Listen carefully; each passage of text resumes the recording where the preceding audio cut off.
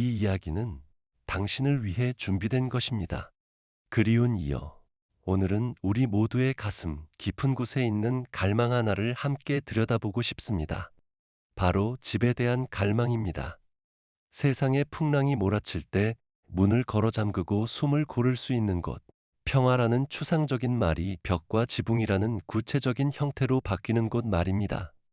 그 안식처를 찾기 위해 우리는 놀랍도록 꼼꼼한 사람이 됩니다. 배관을 두드려보고 전선의 상태를 점검하고 몇 년 뒤 시세가 얼마나 오를지 계산기를 두드립니다. 그런데 제가 당신에게 묻고 싶은 것이 있습니다. 그 집의 눈에 보이지 않는 배선, 그 집이 세워진 보이지 않는 기초는 대체 누가 검사합니까? 이 물음 주위에는 기이할 만큼 조용한 침묵이 감돕니다. 중개인은 계약이 깨질까 두려워 입을 다물고 전 주인은 집값이 떨어질까봐 말을 아낍니다. 슬픈 일이지만 적지 않은 목회자들조차 중세적이고 미신적으로 보일까 두려워 이 주제를 비켜갑니다. 그러나 침묵한다고 해서 그 실체가 사라지지는 않습니다. 저는 오랜 세월 이 문제를 지켜보며 같은 장면을 몇 번이고 다시 마주했습니다. 서로 아끼며 살던 가정이 꿈에 그리던 집으로 이사한 지 몇 달 만에 설명할 수 없는 이혼으로 무너지는 것을, 사업이 순탄하던 이가 넓은 저택으로 옮긴 지 1년이 채 되기도 전에 파산 신청서에 서명하는 것을, 튼튼하던 아이가 새 집에 들어간 뒤로 어떤 의사도 이름 붙이지 못하는 병을 앓기 시작하는 것을 저는 제 눈으로 지켜보았습니다. 사도 바울은 우리에게 우리의 싸움이 혈과 육을 상대하는 것이 아니라 정사와 권세, 이 어둠의 세상 주관자들, 하늘에 있는 악의 영들을 상대하는 것이라고 일깨워 줍니다. 그리고 그 전쟁의 주요한 격전지 하나가 바로 우리가 집이라 부르는 곳입니다. 물리적인 장소가 영적인 정체성을 지닐 수 있다는 생각은 결코 현대의 발명품이나 미신이 아닙니다. 그것은 우리가 영적인 지형학이라 부를 만한 성경 깊숙이 자리한 원리입니다. 신명기 11장에서 하나님께서는 이집트 땅과 약속의 땅을 분명하게 구분하십니다. 가나안은 여호와께서 돌보시는 땅이며 연초부터 연말까지 그분의 눈이 항상 그 위에 머문다고 말씀하십니다. 만약 하나님께서 특별히 돌보시는 땅이 있다면 그것은 곧 그분의 돌봄 밖에 있는 다른 세력의 영향 아래 놓인 땅도 있다는 뜻이 됩니다. 성경은 땅이 어떻게 더럽혀질 수 있는지도 분명히 말합니다. 민수기 35장은 무고한 피를 흘리는 것이 그 땅을 더럽힌다고 기록합니다. 창세기에서 아벨의 피는 비유적으로 부르짖은 것이 아니라 문자 그대로 그 땅에서부터 하늘을 향해 부르짖었습니다. 오컬트 의식과 우상 숭배, 마술 행위는 결코 허공으로 흩어지지 않습니다. 그것은 그 자리에 영적인 흔적을 남기고 초대받지 않은 존재들을 위한 문을 열어둡니다. 여호수아를 비롯한 우리의 영적 선조들은 이 사실을 몸으로 알고 있었습니다. 그들은 가나안 땅에 들어가자마자 곧바로 집을 짓지 않았습니다. 먼저 그 땅을 정결케 하고 이교의 제단을 부수고 가증한 것들을 걷어냈습니다. 그들에게 땅의 영적 상태는 결코 가벼이 넘길 문제가 아니었습니다. 그렇다면 이런 질문이 남습니다. 하나님과 믿음의 선진들이 이토록 분명히 인식했던 현실을 어째서 오늘날 지식으로 무장한 교회는 이토록 눈 감고 지나가는 것일까요? 저는 미신과는 거리가 먼 사람으로 알려져 있습니다만 바로 그렇기에 이 진리를 더 진지하게 다루었습니다. 저는 스크루테이프의 편지에서 노련한 악마가 신참 제자에게 물리적 세계 안에 영향력의 거점을 만들라고 가르치는 장면을 썼습니다. 악한 영들은 미묘한 진공 속에서만 움직이는 것이 아니라 특정한 장소와 물건과 분위기에 들러붙어 살아갑니다. 저는 또한 순전한 기독교에서 이 세상을 원수가 점령한 영토라고 부른 적이 있습니다. 저에게 물질 세계는 결코 중립적인 기계가 아니었습니다. 모든 원자, 모든 한평의 땅은 하나님의 나라와 어둠의 세력이 다투는 전장이었습니다. 그리고 그 영토 가운데 어떤 곳은 다른 곳보다 훨씬 견고하게 요새화되어 있습니다. 집은 단순한 벽돌과 시멘트 덩어리가 아니라 잠재적인 전초기지입니다. 문제는 오직 하나. 지금 그 전초기지를 어느 군대가 장악하고 있느냐는 것입니다. 우리의 믿음은 머릿속 관념에 머무르지 않습니다. 그것은 살을 입고 우리가 밟는 땅과 우리가 잠드는 지붕 아래까지 스며듭니다. 이 실체를 좀 더 명료하게 이해하기 위해 저는 부동산이 지닐 수 있는 영적 오염을 세 단계로 나누어 보고자 합니다. 첫 번째는 가벼운 얼룩입니다. 의도적으로 악마적인 것은 아니었지만 과거의 죄가 남긴 흔적입니다. 끝없는 다툼, 뿌리 깊은 원망, 음란한 습관, 깊은 우울. 이런 것들은 눈에 보이지 않는 무거운 공기, 일종의 영적인 곰팡이를 그 집안에 남깁니다. 두 번째는 더 깊은 발자국입니다. 여기서부터는 이미 의도적인, 그러나 아마도 산발적인 오컬트 행위의 영역입니다. 타로 카드를 즐겨 읽던 전 거주자, 힌두 만트라를 외우며 요가를 하던 사람, 수정을 놓고 에너지 정화 의식을 치르던 사람. 이런 흔적은 이미 악한 존재가 머물 더 큰 법적 근거를 만듭니다. 세 번째는 완전히 내어준 집입니다. 이것은 공식적으로 어둠에 헌정된 장소들입니다. 영매 센터로 쓰인 곳, 비밀의식을 치르던 결사의 회당, 악한 제단을 세우고 짐승을 제물로 바치던 곳, 전 거주자가 악마와 공식적인 계약을 맺었던 곳. 이 세 단계는 각기 다른 대응을 요구합니다. 가벼운 얼룩은 때로 기도와 찬양만으로 씻길 수 있습니다. 더 깊은 발자국은 이미 본격적인 축사와 물건의 처분을 요구합니다. 그러나 완전히 내어준 집은 버시어 선포된 영적 전쟁, 고도의 분별과 절차를 요구하는 영적 수술을 필요로 합니다. 이제 저는 당신에게 집이 병들었음을, 그리고 그 병이 당신마저 앓게 할 수 있음을 알려주는 7가지 신호를 하나씩 짚어보려 합니다. 첫 번째 신호는 집 자체가 아니라 그 집이 서 있는 땅에 있습니다. 땅에는 기억이 있고 때로 그 기억은 소리 없이 부르짖습니다. 아벨의 피가 땅에서부터 하늘을 향해 부르짖었다는 것은 결코 시적인 은유가 아니었습니다. 그러니 계약서에 서명하기 전에 당신은 영적인 탐정이 되어야 합니다. 4, 50년을 그 동네에서 산 이웃에게 물어보십시오. 지역의 역사 기록을, 오래된 신문 자료실을 뒤져보십시오. 그 반듯한 주택단지는 대체 무엇 위에 세워졌습니까? 오래된 원주민 묘지, 전쟁의 격전지, 사람들이 벌을 받거나 처형당하던 자리, 낯선 종교의 의식이 벌어졌던 땅에는 결코 지워지지 않는 흔적이 남습니다. 이것은 편견의 문제가 아니라 분별의 문제입니다. 악한 존재가 이름으로 불려진 자리에는 반드시 문이 열려 있고 그 문은 저절로 닫히지 않습니다.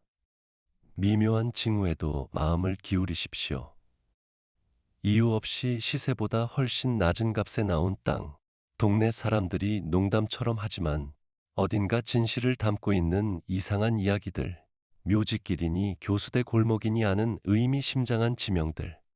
원수는 자신의 서명을 남기기를 좋아합니다. 땅의 내력을 무시하는 것은 지뢰밭 위에 집을 짓고 아무 일도 없기를 바라는 것과 다르지 않습니다. 두 번째 신호는 원수의 표식, 그가 즐겨 쓰는 시각 언어입니다. 우리 그리스도인에게 십자가와 물고기 표식이 있듯 어둠의 나라에도 그들만의 상징이 있어 그것을 일종의 안테나 삼아 악한 존재를 불러들이고 붙들어둡니다. 독수리의 눈으로 집을 살피는 법을 배우십시오. 창문이나 대문의 격자무늬 속에 양식화된 오각별이 숨어있지는 않습니까? 주소나 건축의 세부 사항에 666이라는 숫자가 되풀이되지는 않습니까? 오래된 건물의 정면에는 각과 컴퍼스 같은 결사의 표식이, 뒤뜰 어딘가에는 해골이나 부엉이, 염소 형상이 남아있지는 않습니까?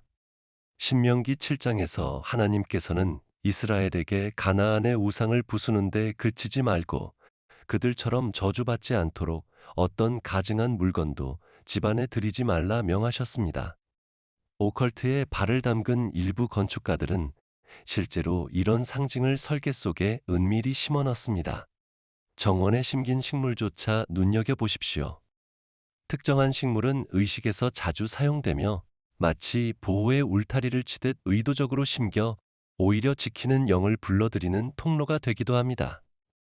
순진한 장식과 의미를 품은 상징을 구별하는 데는 분별의 은사가 필요합니다. 이런 상징이 끈질기게 의도적으로 남아있다는 것은 이 영토에 이미 주인이 있다는 광고판과 같습니다. 세 번째 신호는 우리의 합리주의가 오랫동안 무시하도록 가르쳐 온 것, 곧 동물들의 반응입니다. 그들은 눈에 보이지 않는 세계의 파수꾼입니다. 민수기 22장에서 선지자 발람은 길을 막고 선 여호와의 사자를 보지 못했지만 그의 나귀는 보았습니다. 나귀는 3번이나 걸음을 멈추어 주인의 목숨을 구하려 했습니다. 동물에게는 우리를 무디게 하는 회의론의 필터가 없습니다.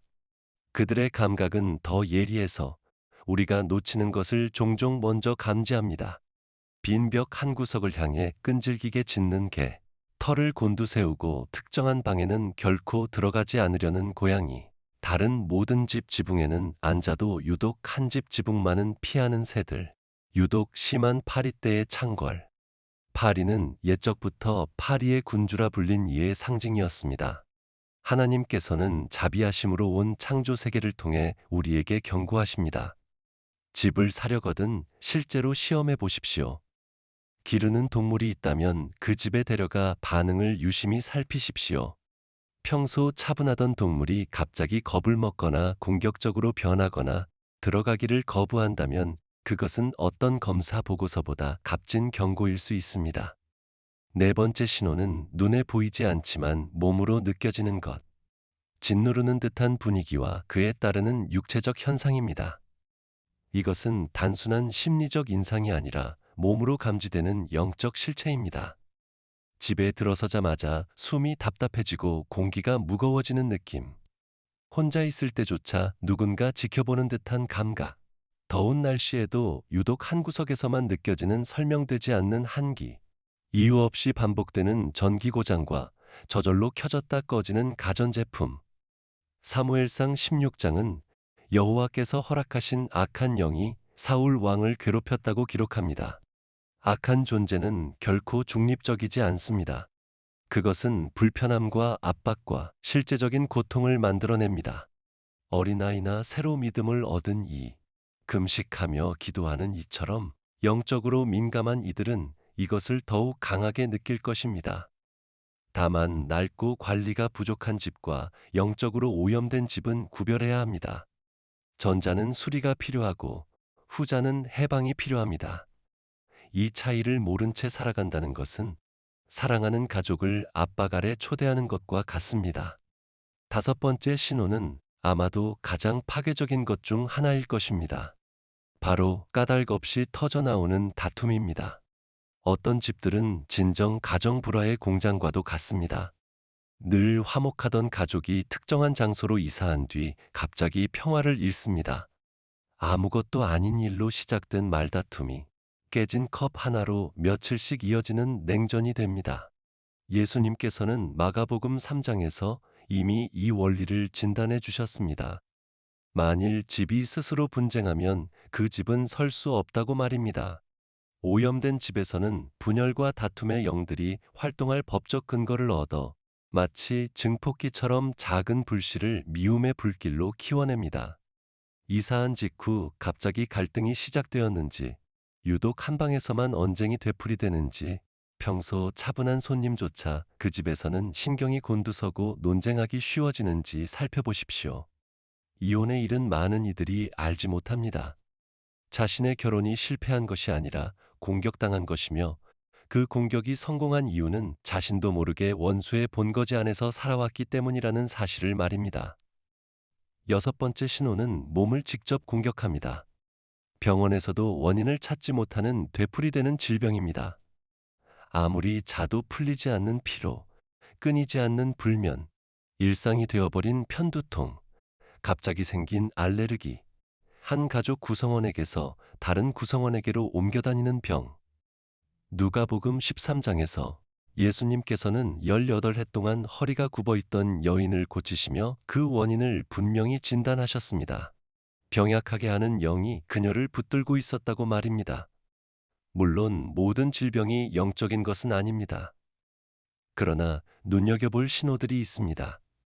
온 가족이 동시에 앓는 듯할 때, 여행을 가거나 집 밖에서 시간을 보내면 눈에 띄게 나아졌다가 돌아오면 다시 나빠질 때, 최선의 치료조차 효과가 없거나 오히려 역효과를 낼 때입니다.